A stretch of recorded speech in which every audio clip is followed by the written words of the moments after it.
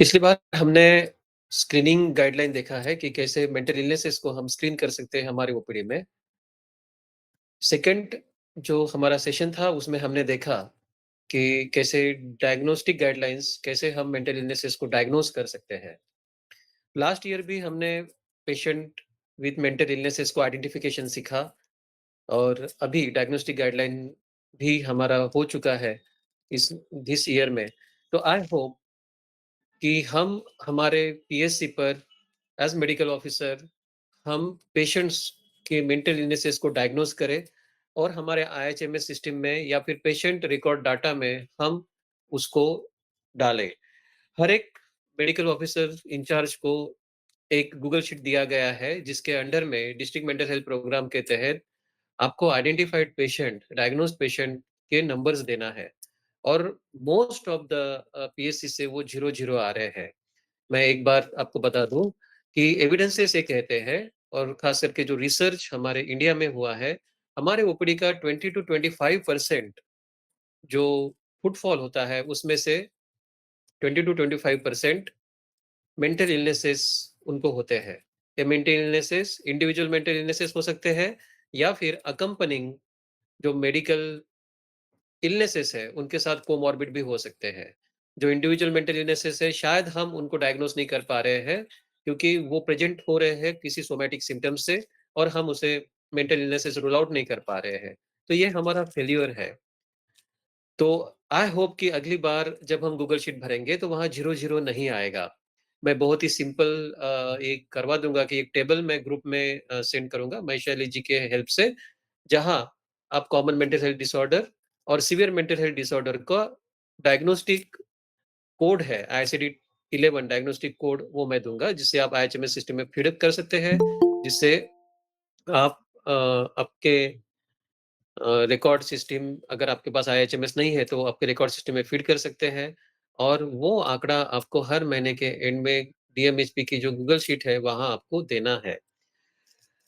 मैं आपको रिमाइंड करवाऊँ कि 2025 में हमारे इंडिया में मेंटल हेल्थ सर्वे होते जा रहा है और वो शायद ये अगस्त एंड या फिर सितंबर अक्टूबर में होगा और उस मेंटल हेल्थ सर्वे में हमारा दादरा नगर हवेली, दमन दीव ये स्टेट भी ये यूनियन टेरिटरी भी सिलेक्ट हो गई है। यहाँ से रैंडम सैंपल कलेक्ट किया जाएगा। इस मेंटल हेल्थ सर्वे में कम्युनिटी में जाकर वो लोग पेशेंट के मेंटल इलनेसेस को आइडेंटिफाई करेंगे और साथ में हमारे दादरा नगर हवेली में कौन-कौन सी फैसिलिटीज़ है, मेंटल हेल्थ इलनेसेस को टैकल करने के लिए उसका भी वो सर्वे रहेगा। खास करके ये जो फैसिलिटीज़ है वो देखी जाएगी पीएचसी लेवल पर। जो ड्रग अवेलेबिलिटी है, साइकोट्रोपिक ड्रग अवेलेबिलिटी जैसा मैंने पिछली बार कहा था वो मैंडेटरी है। 2018 के गवर्नमेंट का एक लेटर है मिनिस्ट्री का जहाँ वो psychotropic drug availability at PHC level वो मैंडेटरी है यानी मेडिकल ऑफिसर ने psychotropic drugs medical officers can use that और उसके लिए पेशेंट को डायग्नोस कर उसे ट्रीटमेंट देना ये मेडिकल ऑफिसर का एक प्राइमरी हेल्थ केयर का ये पार्ट है। जो साइकोट्रोपिक ड्रग लिस्ट है वो जल्दी ही आपके इसमें आ जाएगी, आपके पीएचसी पर आ जाएगी, वो प्रोसेस में है।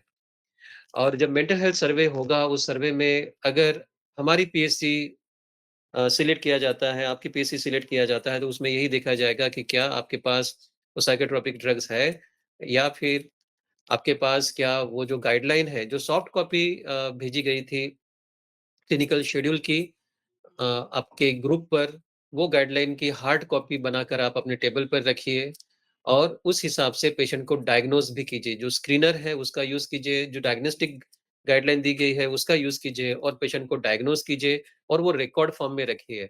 सो एट लीस्ट ये दिखा जाएगा कि आप पेशेंट को आइडेंटिफ़ाई कर रहे हैं, रिकॉर्ड फॉर्म में रख रहे हैं। मैं फिर से आपको रिमाइंड करवा दूँ, आपके ओपीडी में आज जितने पेशेंट आए होंगे, आज आपके ओपीडी में अगर 100 पेशेंट आए हैं, तो 100 में से 25 पेशेंट जो है, उनको mental illnesses, mental health issues थे, जो शायद हमने आज रूल आउट नहीं कर पाए। कोमॉर्बिड जो मेडिकल कंडीशन होगी, उससे भी वो थे या फिर वो आए कुछ और प्रॉब्लम के लिए, लेकिन साथ में अगर आपने वो स्क्रीनर यूज़ किया होता, तो शायद वो रूल आउट हो चुका होता। और आपके रिकॉर्ड में आता। तो इसी महीने से आप रिकॉर्ड में वो डायग्नोज़ करके डालना शुरू कर दीजिए। मैं जल्द ही आईसीडी कोड आपके पास भेजूँगा या फिर आप गूगल में भी आईसीडी कोड देख सकते हैं। कॉमन जो डिसऑर्डर हमने सीखे हैं स्क्रीनिंग में और डायग्नोस्टिक गाइडलाइन में, जैसे डिप्रेशन हो गया, एंग्ज़ायटी हो गया, पैनिक डिसऑर्डर हो गया, सोमेटाइज़ेशन डिसऑर्डर हो गया, ये जो हमने सीखे हैं वो आप वहाँ डाल सकते हैं। आज हम देखने जा रहे हैं कि इन्वेस्टिगेशंस, हमने पेशेंट को स्क्रीन करना सीखा, हमने पेशेंट को डायग्नोसिस करना सीखा। आज हम डायग्नोसिस करने के बाद में पेशेंट को कैसे हम इन्वेस्टिगेट कर सकते हैं, उस बारे में हम सीखने वाले हैं। और ये बहुत ही आसान है, बिकॉज़ साइकियाट्री में इन्वेस्टिगेशन का बहुत ज़्यादा कुछ इम्पोर्टेंस होता है, ऐसा नहीं है। No diagnostic test for the psychiatric disorder. आप साइकियाट्रिक डिसऑर्डर के लिए कोई आप पैथोलॉजी करो या फिर कोई ब्लड टेस्ट करो या फिर कोई रेडियो डायग्नोसिस करो, कोई ज़रूरत नहीं होती है। सिर्फ़ आपके जो क्राइटेरिया है, उस क्राइटेरिया में पेशेंट फुलफिल कर रहा है, तो वो डायग्नोसिस होता है। And we have seen the criteria बहुत सिम्प्लिफाइड तरीके से ये प्राइमरी केयर डायग्नोस्टिक क्राइटेरिया बनाए गए हैं by national institute of neurological science Bangalore ने, जो हमने पिछली बार देखा। बस उसी क्राइटेरिया में जो आपके उस सॉफ्ट कॉपी में है, जो आपके पास हमेशा अवेलेबल रहनी चाहिए, वो सॉफ्ट कॉपी मैं वैशाली से रिक्वेस्ट करूँगा कि फिर से ग्रुप में भेजिए। उसका हार्ड कॉपी रखा कर आप अपने टेबल पर प्लीज़ वो रखिए। No routine laboratory and radiological investigation in psychiatric disorder. कोई भी ऐसे हम जैसे मेडिकल कंडीशन आती है तो हम रूटीन एक इन्वेस्टिगेशन, ब्लड इन्वेस्टिगेशन लिखते हैं, हम देन स्पेशल इन्वेस्टिगेशंस लिखते हैं। ऐसा साइकियाट्री में ज़रूरी नहीं है। आपको इन्वेस्टिगेशन तभी करना है जब आपको लगता है कि ये जो सिम्पटम है, ये शायद डिफरेंशियल डायग्नोसिस में किसी दूसरे मेडिकल कंडीशन शायद मिमिक कर रही है। आपको लेबोरेटरी इन्वेस्टिगेशंस तब करना है जब आपको लगता है कि जो साइकोट्रोपिक मेडिकेशन आप दे रहे हैं या फिर साइकियाट्रिस्ट दे रहा है, आपके सिविल हॉस्पिटल वाला, और फिर पेशेंट आपके पास फ़ॉलो अप हो रहा है, दवा लेने के लिए आ रहा है, तो वो जो साइकोट्रोपिक मेडिकेशन है, उसका कोई साइड इफ़ेक्ट्स हो रहा है कि नहीं, उसके लिए हम इन्वेस्टिगेशन करेंगे। Otherwise there is no need of any investigation as such. जो कॉमनली यूज्ड इन्वेस्टिगेशंस है वो सिंपल है कि थायरॉइड फंक्शन टेस्ट आप ध्यान में रखिए और ईसीजी। जैसे थायरॉइड फंक्शन टेस्ट में जो हाइपोथायरॉयडिज़्म होता है वो मोस्टली उसके जो सिम्पटम होते हैं वो डिप्रेशन को मिमिक करते हैं। जो हाइपरथायरॉयडिज़्म होता है उसके जो सिम्पटम्स होते हैं वो एंग्ज़ायटी डिसऑर्डर, पैनिक डिसऑर्डर, इसमें मिमिक करते हैं। एंड जो अगर पैनिक डिसऑर्डर है, तो हमने ईसीजी एक बार कर लेना चाहिए। पेशेंट को एक तसल्ली होती है कि मेरा कार्डियोवास्कुलर एग्ज़ामिनेशन हुआ है। और ईसीजी हम जो अगर एंटीसाइकोटिक मेडिसिन्स है, उसमें भी हम ले सकते हैं, कर सकते हैं, वो आगे हम देखेंगे। मैंने खुद प्रैक्टिस में देखा है कि जो ख़ास करके लेडीज़ है और ट्राइबल लेडीज़ में, वहाँ हमने हीमोग्लोबिन करना चाहिए और सिकलिंग टेस्ट करना चाहिए जब मल्टीपल सोमैटिक कंप्लेंट्स है, जब अ, फटीगेबिलिटी है, ईज़ी टायर्डनेस पेशेंट्स को हो रहा है और हम डिप्रेशन उसकी तरफ हमारा रुख है डायग्नोसिस की तरफ, तो अ, बेसलाइन एक एएचबी और अगर हमें लगता है कि स्पेसिफिक कम्युनिटी से, रीजन से वो पेशेंट बिलॉन्ग है, तो सिकलिंग भी टेस्ट आप करवा सकते हैं अगर पैलर आपको दिख रहा है तो। So AHB can be done in such cases of depression, easy fatigability और बॉडीली सिम्पटम्स है, तब हम ये कर सकते हैं। जो रेयरली हम यूज़ करते हैं वो सीटी स्कैन हम ये भी यूज़ करते हैं। ख़ास करके जो अगर एल्डरली पेशेंट है और एक्यूट ऑनसेट उनमें साइकोसिस वग़ैरह है या फिर फॉरगेटफुलनेस वग़ैरह है, जिससे हम डेलिरियम या फिर डिमेंशिया डायग्नोज़ करते हैं, तो हम सीटी स्कैन, हम एमआरआई वग़ैरह कर सकते हैं। जो यंग पेशेंट्स हैं जिनको सीज़र्स की हिस्ट्री है, तो उन्हें आप एमआरआई विथ एपिलेप्सी प्रोटोकॉल के लिए, इलेक्ट्रोएन्केफेलोग्राफी के लिए आप आपके हायर सेंटर में यानी सिविल हॉस्पिटल में आप भेज सकते हैं और वहाँ डायग्नोसिस होने के बाद में जो मेडिसिन्स हैं, एंटी एपिलेप्टिक मेडिसिन्स है, वो आप आपके पीएचसी पर आप दे सकते हैं। हेडेक है और ब्लरिंग ऑफ विज़न है, तो भी आपको सीटी स्कैन वगैरह आप प्रिस्क्राइब कर सकते हैं। बट बेटर वे ये होता है कि ऐसे कंडीशन में हम rather than dealing in at PHC level, हम रेफर ही कर देते हैं। अगर वो सीटी स्कैन के लिए सिविल हॉस्पिटल में जा रहा है, तो सिविल हॉस्पिटल में बैठे हुए जो फिजिशियन है, जो न्यूरोलॉजिस्ट है जैसे सिलवासा में, वहाँ का कंसल्टेशन भी वो ले सकता है and then you can follow up at your OPD. वो रूल आउट हो गया है तो फिर आप ओपीडी में फॉलो कर सकते हैं कि कोई न्यूरोलॉजिकल कंडीशन नहीं है पेशेंट को। तो सिंपल साइकोजेनिक ये हेडेक है या फिर साइकोजेनिक ही सिम्पटम है, देन साइकियाट्रिक डायग्नोसिस कर आप आपके पीएचसी पर ये फॉलो अप कर सकते हैं। Next, when to do investigation. Investigation कब करना चाहिए? जैसे हमने अभी बात किया, इन्वेस्टिगेशन हम 2 ही कंडीशन में हम करते हैं। एक तो रूल आउट मेडिकल कंडीशन जो मिमिक कर रही है साइकियाट्रिक सिम्पटम्स को, या फिर अगर वो मेडिसिन साइकोट्रोपिक मेडिसिन पर है, तो उसके साइड इफेक्ट्स मॉनिटर करने के लिए, डायग्नोस करने के लिए हम इन्वेस्टिगेशंस करते हैं। नेक्स्ट, वन बाय वन हम देखते हैं कि हम कौन से इन्वेस्टिगेशन कर सकते हैं डिप्रेशन में। तो एज़ सच हमें डिप्रेशन में कोई भी इन्वेस्टिगेशंस नहीं करना है। पर आप इन्वेस्टिगेशन के बारे में सोच सकते हैं जब पेशेंट्स आपके पास ओपीडी में आता है और डिप्रेशन के सिम्पटम्स लेकर आता है और उसका ऑनसेट जो है, वो लेट है यानी आफ्टर 40 इयर्स है। डिप्रेशन यूजुअली जो मैनिफेस्ट होता है, वो यंग एज में, अर्ली यंग एज में ही मैनिफेस्ट होता है। वहाँ से ही शुरुआत होता है। और देन मिड लाइफ में मैनिफेस्ट होता है, जिसको हम मिड लाइफ क्राइसिस बोलते हैं, या फिर लेडीज में मेनोपॉज होता है, पुरुषों में मिड लाइफ क्राइसिस होते हैं, जहाँ हार्मोनल चेंजेस लेडीज में आते हैं, और जहाँ अ, एक ऐसे सिचुएशन में मिड लाइफ में एक पुरुष फंसता है जहाँ उसको लगता है कि वो सेंस ऑफ फेल्योर है और बहुत सारी रिस्पॉन्सिबिलिटी है, उसको वो अच्छे से नहीं निभा पा रहा है और लाइफ अभी आधी निकल चुकी है और आगे डिक्लाइनिंग एक फेज है। तब ये, और उस समय में अगर कोई प्रेसिपिटेटिंग स्ट्रेसर होता है तो देन पेशेंट में लैंड इनटू डिप्रेशन। पर अगर 40 के बाद में suddenly first episode of depression है, तो हम सोच सकते हैं कि उसके बारे में हम कुछ देखें, इन्वेस्टिगेशंस करने की कोशिश करें। कौन से इन्वेस्टिगेशंस, वो अभी हम देखेंगे। अगर पेशेंट को अटिपिकल फीचर्स आ रहे हैं इसके डिप्रेशन के, जैसे एक्सेसिव फटीग पेशेंट बोल रहा है, चलना भी नहीं हो रहा है, हाथ-पैर दुख रहे हैं, मल्टीपल जॉइंट्स दुख रहे हैं, दिमाग काम नहीं कर रहा है, ऐसा पेशेंट बोल रहा है। वो जो जहाँ एक होशियारी की ज़रूरत होती है, वो नहीं कर रहा है, अटेंशन नहीं रख पा रहा है, कंसंट्रेशन नहीं रख पा रहा है, मेमोरी इम्पेयर हो रही है, कोई प्लानिंग नहीं कर पा रहा है, कोई चीज़ें ऑर्गनाइज़ नहीं कर पा रहा है। इसको एग्ज़ीक्यूटिव फंक्शन बोलते हैं। ये जब ये डिक्लाइन होते हैं, तो हम ये अटिपिकल फीचर्स देखकर हम इन्वेस्टिगेशंस हम सोच सकते हैं। देन अगर डिप्रेशन एकदम सडन ऑनसेट होता है और वो या फिर वो रैपिड प्रोग्रेशन होता है। हमेशा डिप्रेशन के लक्षण आप देखो कि डिप्रेशन के डायग्नोसिस के लिए पिछली बार हमने बात किया था, आपको याद होगा कि 15 दिन कम से कम लगते हैं। ग्रेजुअली डिप्रेशन डेवलप होता है, एक तनाव से शुरू होता है, वो तनाव होते-होते then lack of interest, sadness, ये चीज़ें शुरू होती है। लेकिन कल तक पेशेंट हँसता-खेलता था और अचानक आज डिप्रेसिव सिम्पटम दिख रहे हैं, या फिर विदिन 2 वीक्स में वो बहुत ही रैपिडली प्रोग्रेस हो रहे हैं। और आज 2 वीक पहले बिल्कुल पेशेंट अच्छा था और आज उसे सुसाइडल आइडिएशंस आ रहे हैं।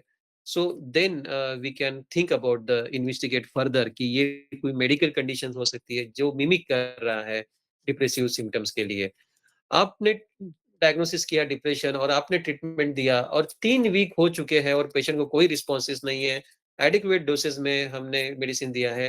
ये जो प्रिस्क्रिप्शन गाइडलाइन है, हम नेक्स्ट आने वाले सेशंस में हम देखने जा रहे हैं। आज हम इन्वेस्टिगेशन गाइडलाइन के बारे में बात कर रहे हैं। तो आपने पेशेंट को प्रिस्क्राइब किया, दवा उसका रेगुलर शुरू है, 3 वीक्स हो गए हैं, 4 वीक्स हो गए हैं, 6 वीक्स हो गए हैं। सो 3 टू 6 वीक्स में अगर पेशेंट रिस्पॉन्ड नहीं कर रहा है with the adequate dosage of anti depressant, तो भी हमने सोचना चाहिए कि ये कोई जनरलाइज़्ड मेडिकल कंडीशन हो सकती है जिसके लिए हम इन्वेस्टिगेशन हमें करना चाहिए। अगर पेशेंट को कोई क्रोनिक कंडीशन है, फॉर एग्जांपल कार्सिनोमा है पेशेंट को, या फिर कोई रूमेटॉइड अर्थराइटिस जैसी क्रोनिक कंडीशंस है, लॉन्ग टर्म मेडिकल इलनेसेस है जिसका कोई हल नहीं निकल रहा है, डिसेबिलिटी है, मल्टीपल सोमैटिक सिम्पटम्स है, तो उस समय में भी हमने इन्वेस्टिगेशंस करना चाहिए। वो जो लक्षण है वो शायद डिप्रेशन से ज़्यादा वो जो क्रोनिक मेडिकल कंडीशन है उसके वजह से ये मिमिक कर रहे हैं डिप्रेशन के symptoms like x and pains.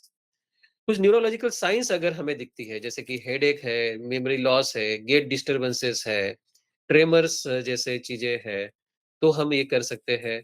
अगर पेशेंट को सब्सटेंस अब्यूज़ है, तो भी हमने इन्वेस्टिगेशंस पेशेंट के करना चाहिए। वो सब्सटेंस अब्यूज़ की वजह से पेशेंट का शरीर में क्या-क्या नुकसान हो रहा है, वो हम डायग्नोज़ कर सकते हैं। फॉर एग्ज़ाम्पल क्रोनिक अल्कोहलिज़्म में, अल्कोहल डिपेंडेंस में डिप्रेशन एक बहुत कॉमन है। लोगों को लगता है कि मैं दारू पीता हूँ, खुश रहने के लिए पीता हूँ, गम भूलने के पीता हूँ। वो पीने के बाद में एक intoxication, euphoria for some time के लिए ही रहता है। अदरवाइज़ जो क्रोनिक ड्रिंकर होते हैं, वो डिप्रेशन के अंडरलाइन डिप्रेशन के शिकार वो हुए हुए होते हैं। सो सब्टास अब्यूज़ को भी हमने कंसीडर करना चाहिए for further investigations.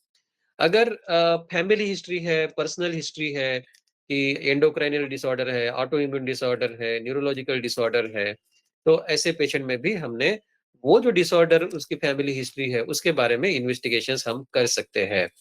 So depression में हम इन्वेस्टिगेशंस तभी करेंगे जब हम सस्पेक्ट कर रहे हैं कोई जनरलाइज़्ड मेडिकल कंडीशंस है, वजह से जो सिम्पटम्स है वो मिमिक हो रहे हैं, तब हम डिप्रेशन के लिए इन्वेस्टिगेशन करेंगे। Next slide please. सो कौन-कौन से हमने इन्वेस्टिगेशन करने चाहिए?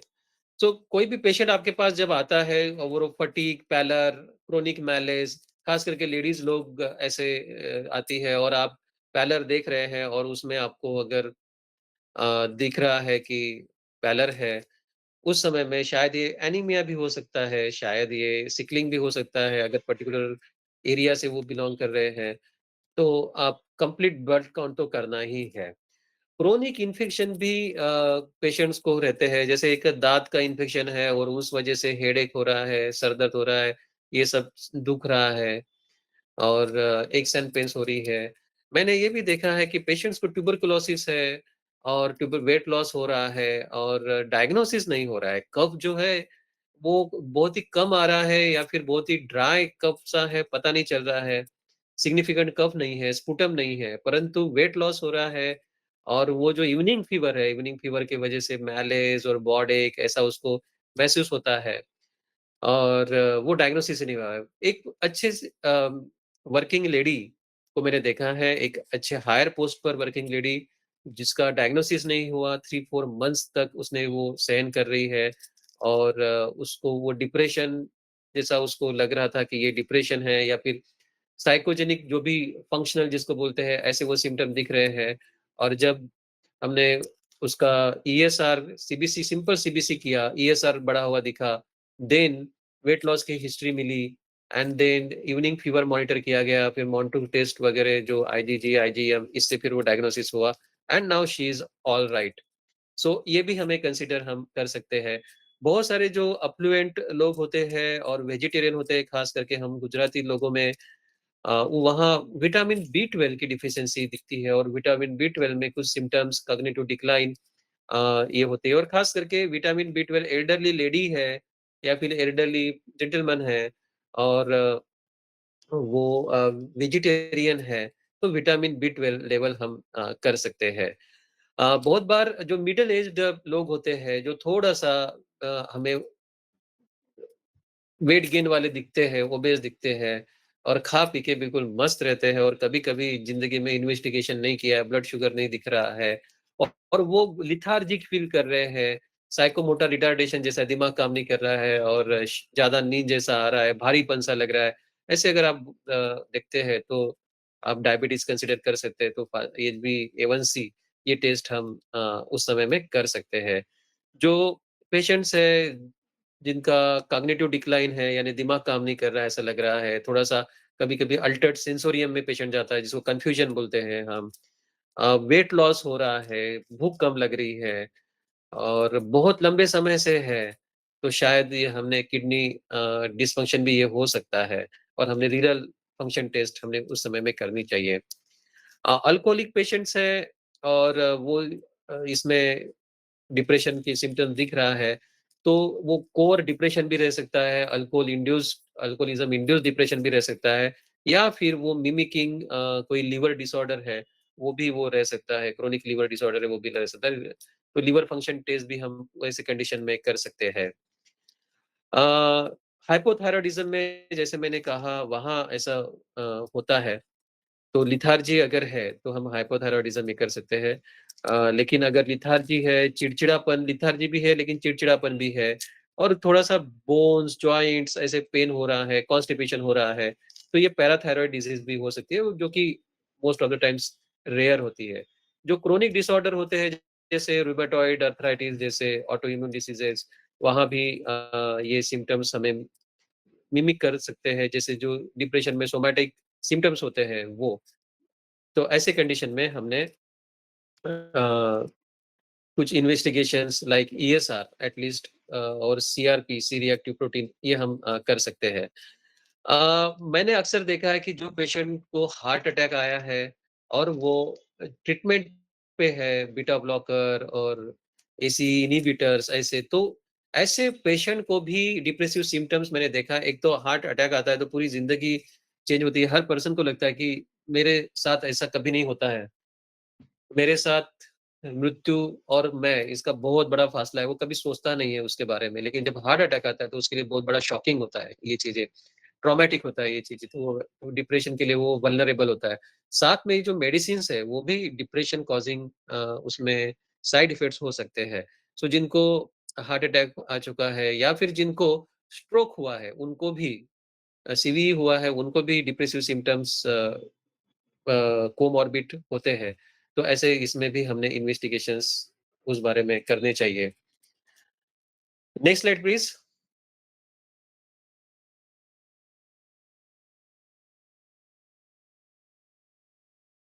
सो अभी हम देखेंगे कि इन्वेस्टिगेशन पैनिक डिसऑर्डर जो एंग्जायटी डिसऑर्डर का पार्ट है, जहाँ घबराहट होती है और सडनली पेशेंट को ऐसे लगता है कि अभी मैं बचूँगा नहीं, इतनी ज़बरदस्त घबराहट होती है, क्या होगा, कैसे होगा? उसको लगता है कि मुझे हार्ट अटैक ही आ रहा है, ऐसे वो पैनिक होता है। और बहुत सारे ऐसे एपिसोड्स आते हैं और उसमें कुछ कॉज़ नहीं रहता है, कोई प्रेसिपिटेटिंग कॉज़ नहीं रहता है कि ये तनाव की वजह से वगैरह ऐसे या फिर कोई घटना घटी उसके बाद में ऐसा। वो अचानक एकदम घबराहट बढ़ के आ जाती है, तो वो पैनिक अटैक, पैनिक डिसऑर्डर होता है। तो ऐसे पैनिक डिसऑर्डर में हमने कब इन्वेस्टिगेशन करना चाहिए? हर पैनिक डिसऑर्डर में इन्वेस्टिगेशन करना ही चाहिए ऐसा नहीं है, परंतु एक बार हमने उनका जनरल एग्ज़ामिनेशन, सिस्टमिक एग्ज़ामिनेशन ख़ास करके जो सीवीएस का एग्ज़ामिनेशन है, वो करना चाहिए। हमारे ओपीडी में ऐसा अक्सर होता है, साइकियाट्रिस्ट कभी स्टेथो पेशेंट को नहीं लगाता है, परंतु जो पेशेंट को बॉडीली सिम्पटम्स आ रहे हैं, वहाँ पेशेंट का अच्छे से thoroughly general examination, systemic examination करना चाहिए। उसमें 2 फ़ायदे हैं। एक तो हम कोमॉर्बिड जो उसका मेडिकल कंडीशन है, वो रूल आउट कर सकते हैं, एज़ वेल एज़ पेशेंट को भी लगता है डॉक्टर ने मुझे देखा और मेरा मेडिकल कंडीशन रूल आउट किया। पेशेंट आपके पास बहुत बार इसलिए नहीं आने वाला है आपके ओपीडी में कि उसको साइकियाट्रिक प्रॉब्लम है, वो मेडिकल प्रॉब्लम समझ के आपके पास आने वाला है। अगर कोई एंग्जायटी का पेशेंट है, घबराहट के लिए आपके पास आ रहा है, पैनिक अटैक का पेशेंट है, वो आपको हार्ट के लिए आ रहा है कि मेरा हार्ट धड़-धड़, धड़-धड़ करता है और मुझे चेस्ट पेन जैसा भारीपन लगता है, उसके लिए वो आएगा। तो उसके लिए आपको आप उसका अच्छे से सिस्टमिक एग्ज़ामिनेशन करेंगे तो पेशेंट को सैटिस्फैक्शन लगेगा। और जो आप मेडिसिन दे रहे हैं और आप उसको जो साइको एजुकेट कर रहे हैं पैनिक डिसऑर्डर के बारे में, एंग्ज़ायटी डिसऑर्डर के बारे में, तो वो पेशेंट मानेगा, विश्वास रखेगा। लेकिन आप सिस्टमिक एग्ज़ामिनेशन करेंगे ही नहीं और आप भले ही आपका डायग्नोसिस सही है, आपका इतना स्किल है कि आप डायग्नोस कर रहे हैं पेशेंट को साइकियाट्रिक डिसऑर्डर, तो भी वो पेशेंट कंप्लायंट शायद आपके ऊपर नहीं रहेगा। जब देखो कि पैनिक डिसऑर्डर का पेशेंट है और काफ़ी लंबी हिस्ट्री है, 3-4 साल हुए हैं और वो ये घबराहट उसको हुई है, 1 साल हुआ है घबराहट उसको होती जाती है और अचानक ऐसे लगता है उसको जान निकल जाएगी कि क्या? ऐसी लंबी हिस्ट्री है, तो फिर कोई इन्वेस्टिगेशन वैसे करने की ज़रूरत नहीं है। सिंपल आप सिस्टमिक एक्ज़ामिनेशन आप करते हैं तो भी चलेगा। बिकॉज़ अगर ये कोई हार्ट डिज़ीज़ होता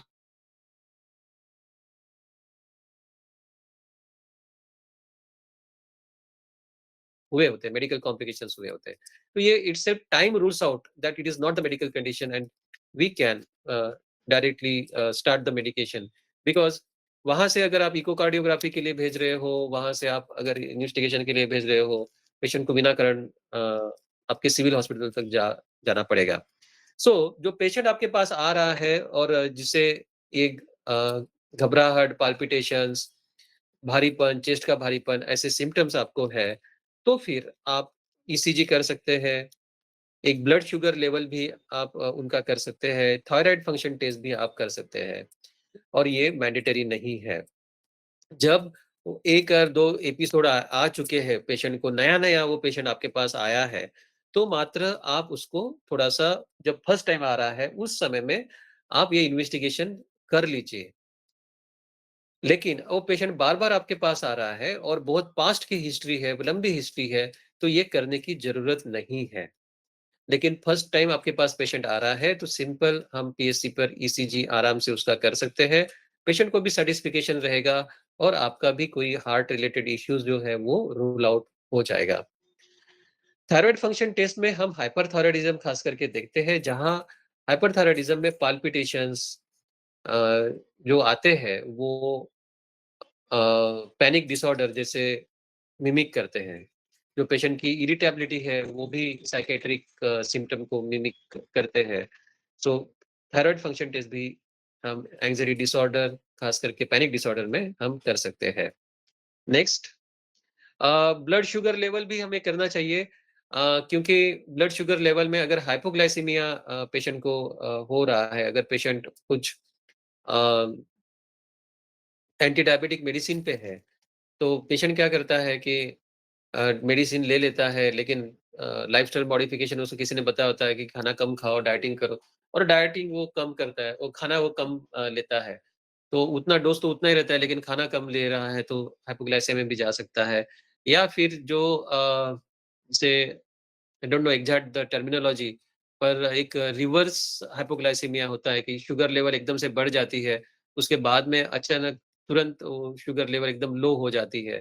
ऐसे कंडीशन में भी जब शुगर लेवल लो है तो वो पैनिक डिसऑर्डर जैसा मिमिक कर सकता है, घबराहट हो रही है, ट्रेमर्स हो रहे हैं, पसीने छूट रहे हैं, ऐसे।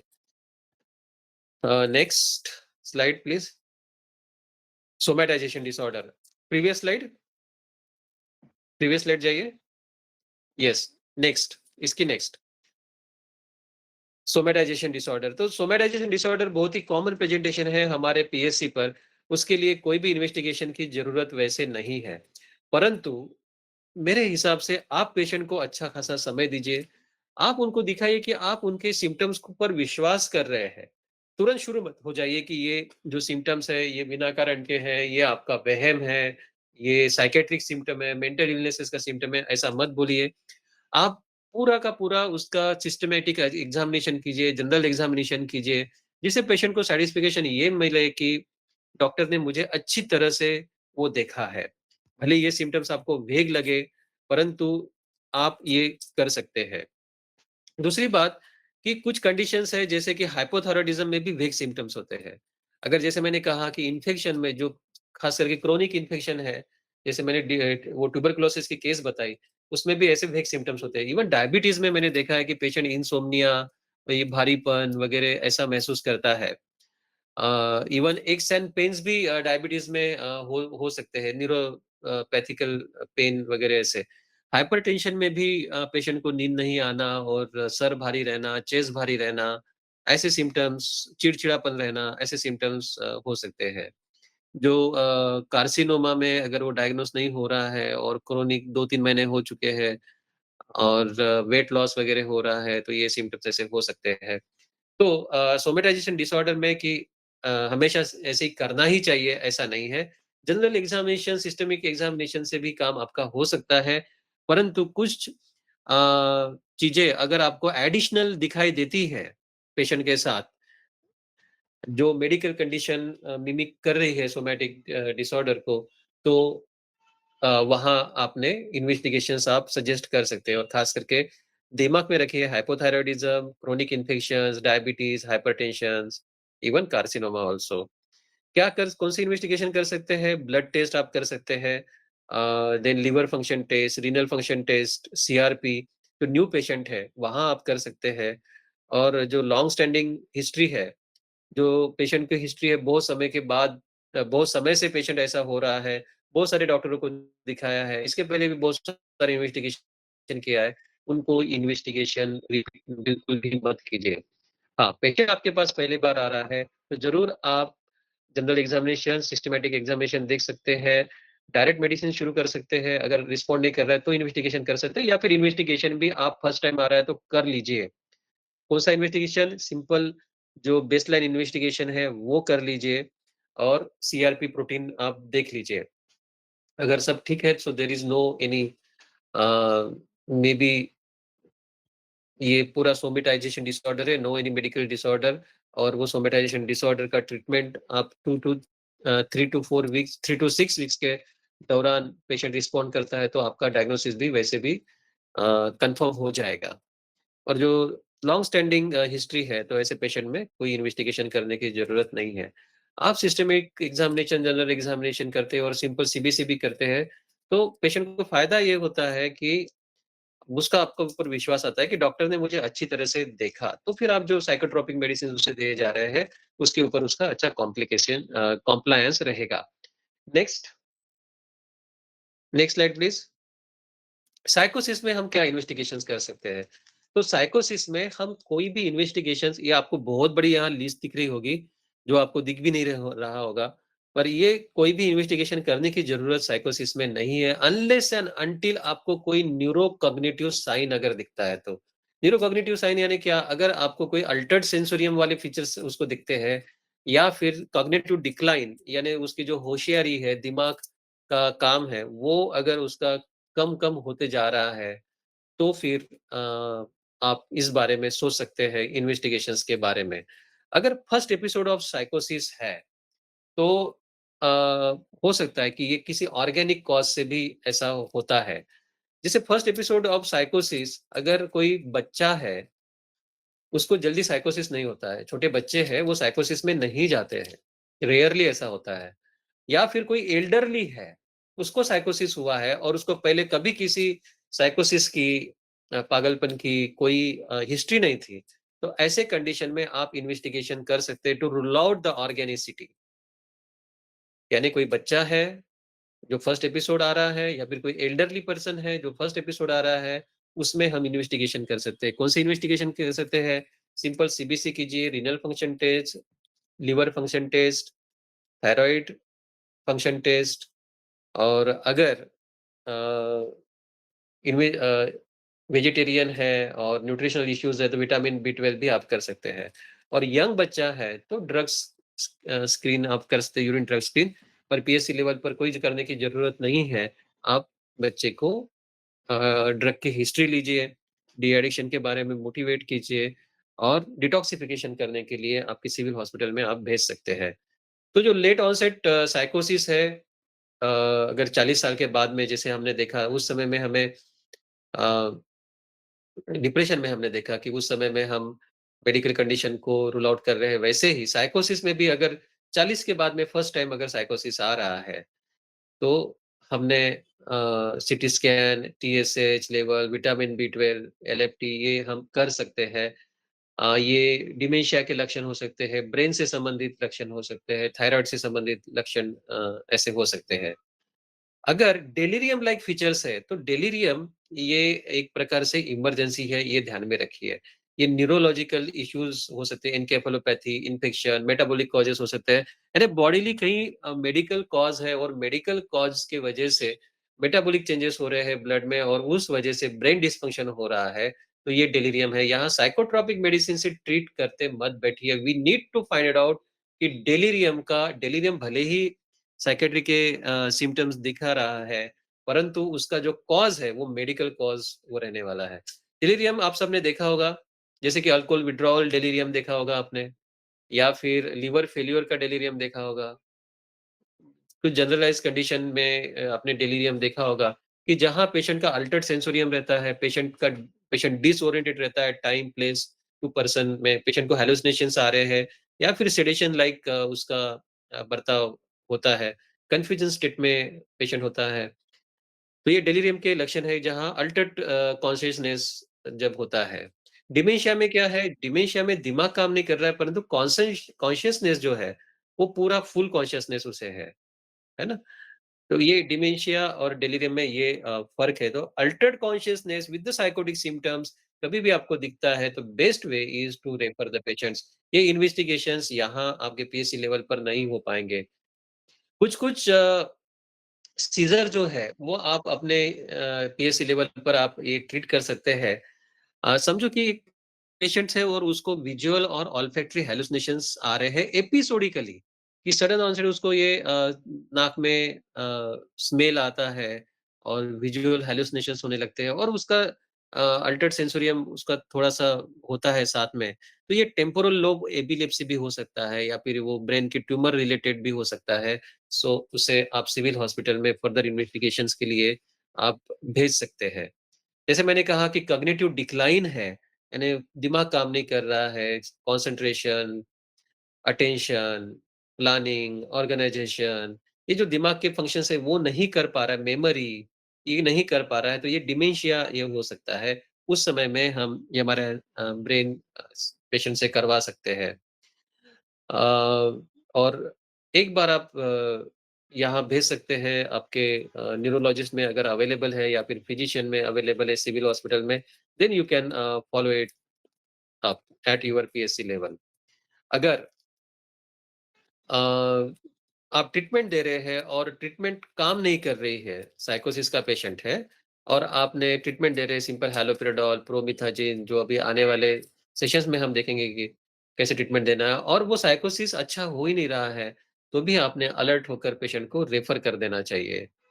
अगर क्रोनिक इलनेसेस है और साइकोटिक सिम्पटम्स दिख रहे हैं, जैसे लिवर रिलेटेड क्रोनिक इलनेसेस है, रीनल क्रोनिक इलनेसेस है, थायराइड रिलेटेड क्रोनिक इलनेसेस है और साइकोटिक सिम्पटम्स दिख रहे हैं, तो वो जो साइकोटिक सिम्पटम्स है, वो सिम्प्टोमैटिकली ही साइकियाट्रिक साइकोट्रोपिक ड्रग से अ, मैनेज हो सकेंगे, लेकिन वो कभी उसका रिमिशन नहीं होगा अनलेस एंड अंटिल अंडरलाइंग जो जनरलाइज्ड मेडिकल कंडीशन है, जिस वजह से ये साइकोटिक सिम्पटम्स है, वो हो रहे हैं तब तक। ऐसे कंडीशंस में आप ये देख सकते हैं। तो आपको सिंपल इतना ध्यान में रखना है, साइकोसिस के पेशेंट में कोई इन्वेस्टिगेशन करने की ज़रूरत नहीं है। सिर्फ़ अगर न्यूरोकॉग्निटिव डिक्लाइन हो रहा है, अल्टर्ड सेंसोरियम है और कॉग्निटिव डिक्लाइन हो रहा है, न्यूरोलॉजिकल कुछ साइन्स एंड सिम्पटम्स देख रहे हैं, ऐसे कंडीशन में ही आप इन्वेस्टिगेशंस मँगवा सकते हो और अगर ऐसी कंडीशन है, इन्वेस्टिगेशन करके भी हमें आफ्टर ऑल रेफ़र करना है, तो पहले ही क्यों ना हम रेफ़र करें पेशेंट को सिविल हॉस्पिटल में। एंड अगर सिविल हॉस्पिटल रेफ़र करने के बाद में वहाँ कोई भी ऐसी न्यूरोलॉजिकल कंडीशन या फिर कोई भी जनरलाइज़्ड मेडिकल कंडीशन नहीं है और वहाँ से सिंपल साइकोट्रोपिक मेडिसिन दी गई है, तो फिर हम अपने पीएचसी पर उसे फ़ॉलो अप कर सकते हैं। Next next slide please. Bipolar mood disorder में बहुत सारी मेडिसिन्स खास करके रहती है, एंटीसाइकोटिक भी रहती है और मूड स्टेबलाइज़र भी वहाँ रहते हैं। तो उनके स और बाइपोलर मूड डिसऑर्डर ऐसा डिसऑर्डर है, क्रोनिक डिसऑर्डर है। बहुत लॉन्ग टर्म उसका ट्रीटमेंट लेना पड़ता है। तो उस वजह से हमें उनका खास करके जो इन्वेस्टिगेशन करने हैं, वो ड्रग्स से साइड इफेक्ट रिलेटेड इन्वेस्टिगेशंस हमें वहाँ करने होते हैं। है ना? तो ड्रग्स के साइड इफ़ेक्ट रिलेटेड यहाँ करने हैं इन्वेस्टिगेशंस, तो एक बार आपने पेशेंट्स को डायग्नोज़ किया कि इसे सीवियर मेंटल डिसऑर्डर, हमारे जो पीएचसी लेवल पर प्राइमरी लेवल पर जो डायग्नोस्टिक क्राइटेरिया वो सीवियर मेंटल डिसऑर्डर में आएगा, जहाँ पेशेंट को मैनिया होता है, ज़्यादा वो बातें करना वगैरह। हमने लास्ट टाइम जो डायग्नोस्टिक क्राइटेरिया देखा, वहाँ। और ऐसा पेशेंट्स है, जो बाइपोलर मूड डिसऑर्डर का मैनिया में है और वो पेशेंट्स को हम ट्रीट कर रहे हैं और काफ़ी समय अभी उसको ट्रीटमेंट लेना है और काफ़ी समय गुज़र गया है, then we need to monitor the side effects. खास करके जब आप स्टार्ट कर रहे हैं मेडिसिन, तब आप बेसलाइन उसका वेट देखिए, बेसलाइन उसकी शुगर लेवल देखिए और कोई फैमिली हिस्ट्री ऑफ डायबिटीज़ है क्या? बिकॉज़ जो एंटीसाइकोटिक है और खास करके ओलांज़ेपिन नाम की जो एंटीसाइकोटिक है, जो एक अच्छा एंटीसाइकोटिक भी है और अच्छा मूड स्टेबलाइज़र भी है, जो टिपिकली बाइपोलर मूड डिसऑर्डर के मैनिया में दिया जाता है। उसका एक मेजर साइड इफेक्ट यही है कि भूख बढ़ती है, वेट गेन होता है और डायबिटीज़ होने की संभावना रहती है।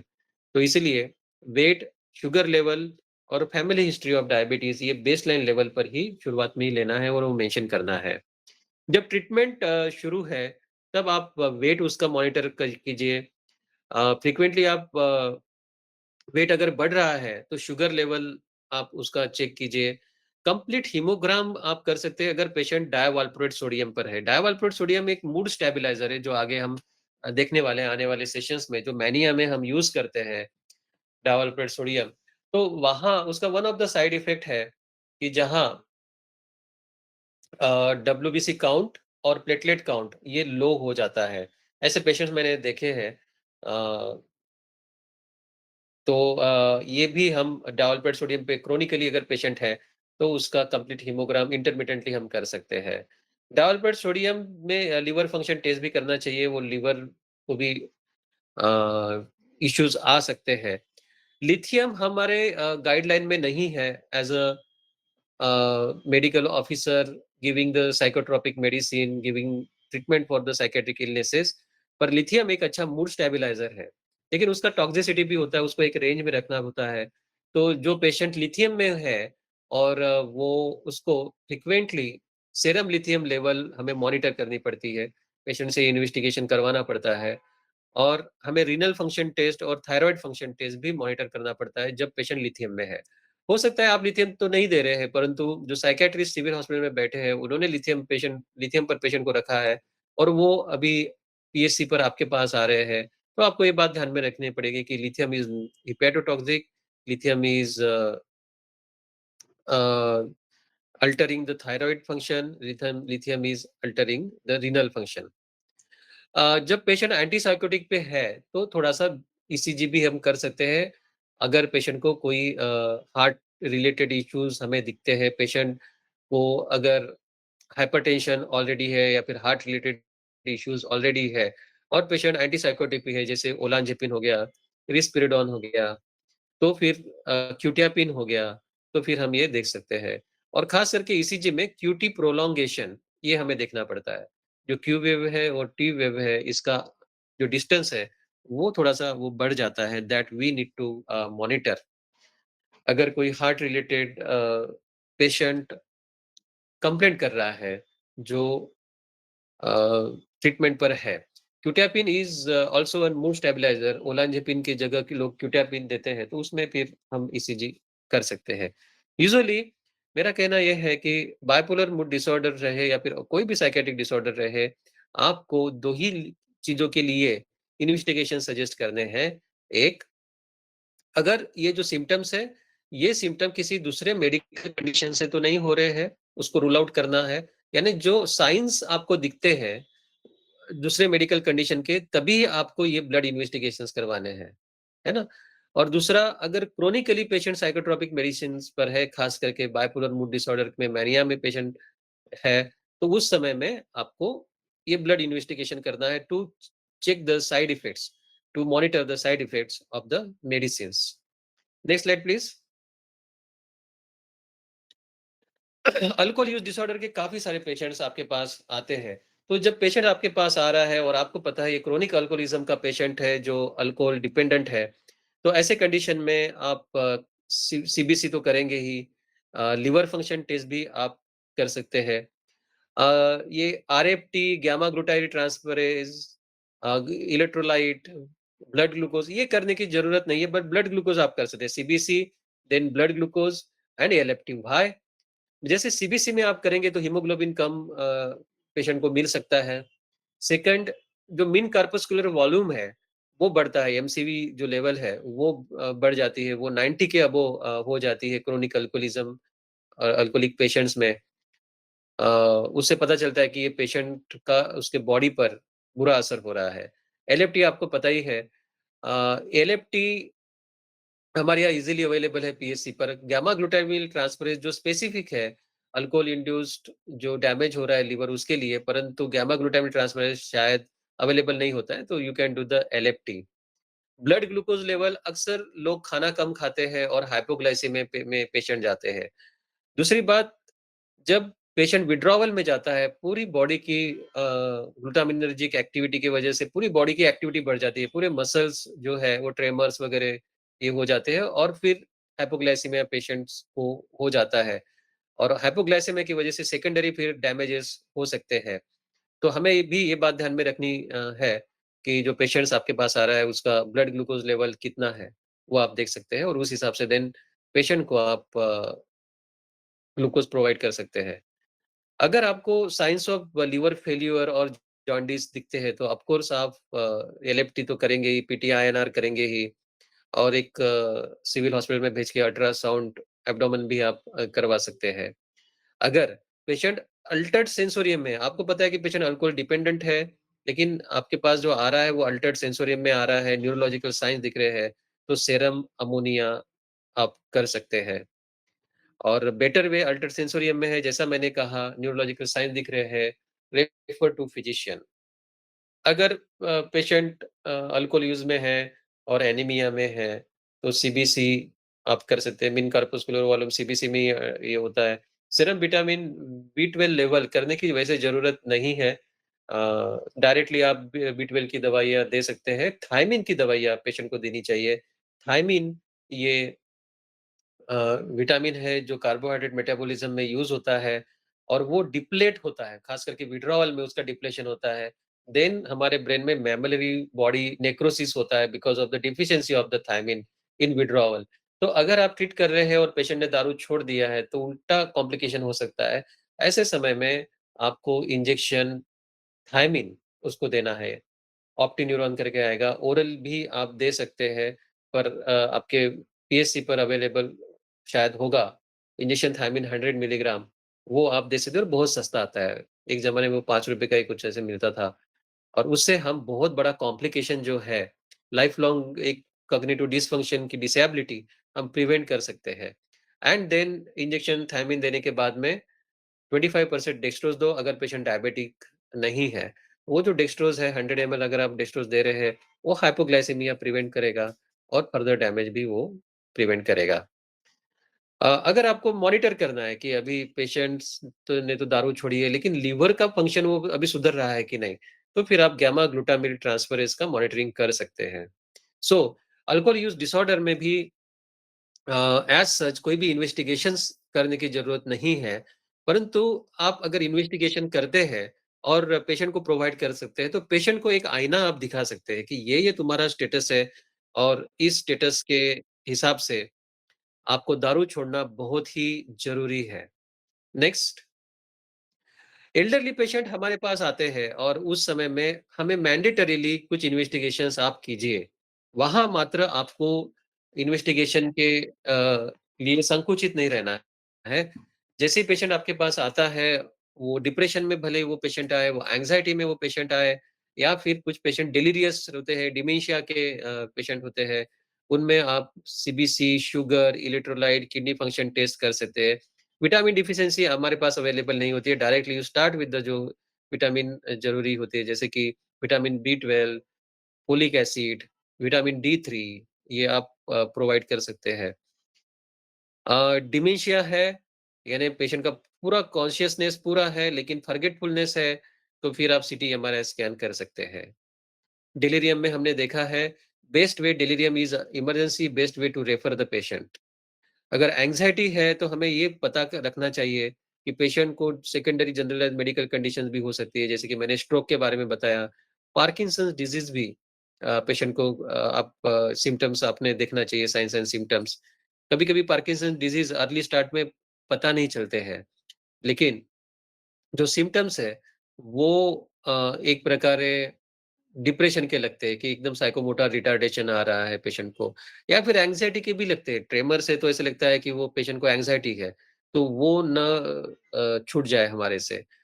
एंजाइना, अरिथमिया, अस्थमा ये पैनिक डिसऑर्डर को मिमिक करते हैं कि एकदम पेशेंट अस्थमा की अस्थमैटिक अटैक जैसा आया। एक बार ऐसा हुआ था कि मैं सिविल हॉस्पिटल विनोबा भावे में था, उस समय में मेडिसिन डिपार्टमेंट मेंट से मुझे एक रेफरेंस आया, शाम के 5:30 बजे करीब और वो उन्होंने डायरेक्ट वो ट्रांसफ़र कर दिया कि हम ये पेशेंट है, हमारे पास वो आई थी और ये पेशेंट को कुछ नहीं है, इसको पैनिक डिसऑर्डर है और उन्होंने ट्रांसफ़र किया और वो पेशेंट ट्रांसफ़र किया और मुझे लगा कि वो ये पेशेंट को कोई भी साइकियाट्रिक सिम्पटम नहीं दिख रहा है और पेशेंट का सिम्पटम था हाइपर वेंटिलेशन लाइक।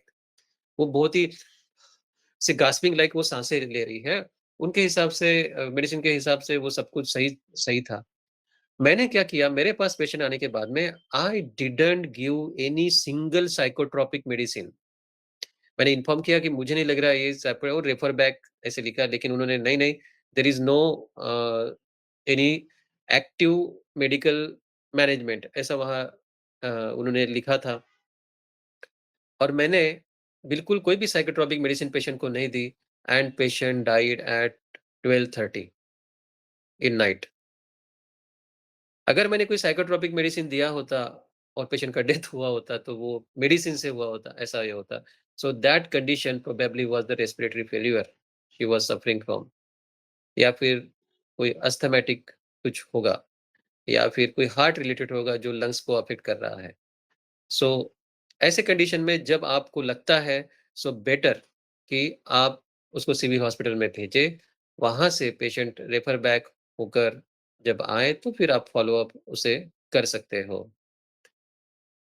सो जब मेंटल इलनेस एल्डरली पेशेंट में आपके पास आते हैं तो ज़रूर आपको इन्वेस्टिगेशंस करने हैं।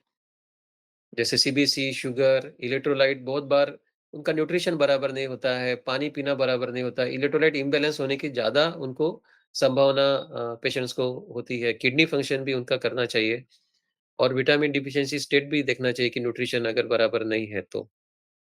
अगर डिमेंशिया जैसा लगता है, फॉरगेटफुलनेस है तो आप रेफर कर दीजिए और सीटी स्कैन, एमआरआई उसी समय में न्यूरोलॉजिस्ट या फिर फिजिशियन देखेंगे और डायग्नोज़ करेंगे और फिर पेशेंट आप वापस ले सकते हैं। घबराहट वाली चीज़ें हैं और वो आपके पास एल्डरली पेशेंट्स आ रहा है, तो कुछ चीज़ें घबराहट वाली चीज़ें जो है वो जनरलाइज़्ड मेडिकल कंडीशन भी मिमिक कर सकती है, तो बेटर वे उसे आप रेफर कर दीजिए, फिजिशियन को देखने दीजिए, उसके बाद में आप फ़ॉलो अप कीजिए। तो यहाँ थोड़े-से नियम बदल जाते हैं। तो साइकियाट्री में बहुत सारे आपके डायग्नोसिस में कोई इन्वेस्टिगेशन करने की ज़रूरत नहीं है, सिर्फ़ स्मार्ट रहकर अगर आप जो मेडिकल जनरलाइज़्ड मेडिकल कंडीशंस आपके साइन दिखते हैं, तो ही इन्वेस्टिगेशन करना है। अगर आपको जो मेडिसिन्स साइकोट्रोपिक मेडिसिन चल रही है उसको मॉनिटर करना है, तो ही आपको इन्वेस्टिगेशन करना है। लेकिन एल्डरली पेशेंट में अगर कोई भी साइकियाट्रिक सिम्पटम्स आपको दिखता है, तो इन्वेस्टिगेशन ज़रूर करना है।